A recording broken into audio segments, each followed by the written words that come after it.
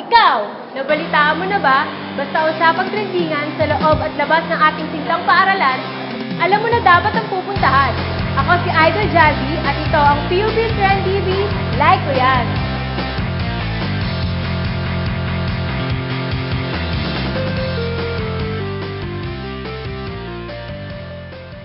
Bawat estudyante ay may iba't ibang pakikitungo sa mga profesor. May mga mababait, may mga go with the flow lang at higit sa lahat hindi mawawala ang mga taong pasaway. Tunghayan natin ang mga ilan sa mga pakikitungo ng mga estudyante sa mga profesor. Tara, samahan niyo ako. Wala pa si professor at may nagkaklase sa katabing room. Ano ba yan? Baka hindi pa rin tayo pinapasok kasi nasa klase dyan.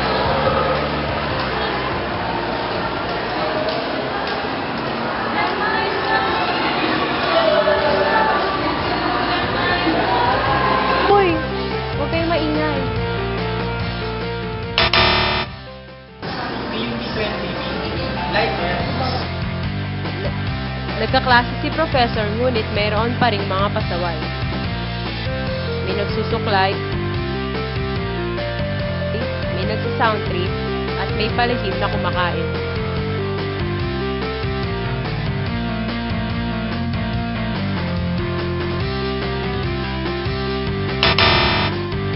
Don't forget to write your just before leaving. Okay? Yes.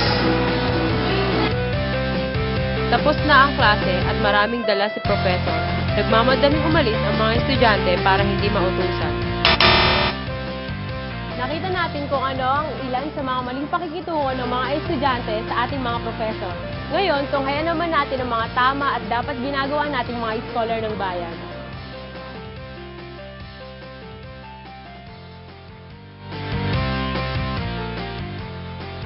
Tahimik na nakikinig sa lecture,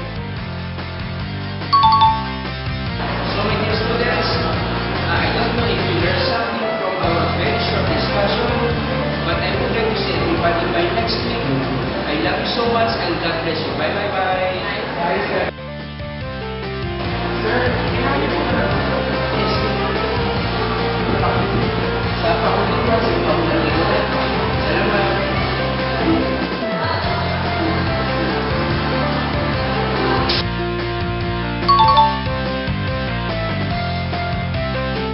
PUB Trend TV, like mo yan. ayan mga idol, natapos na naman ang isang episode ng PUP Trend TV. Hanggang sa muli!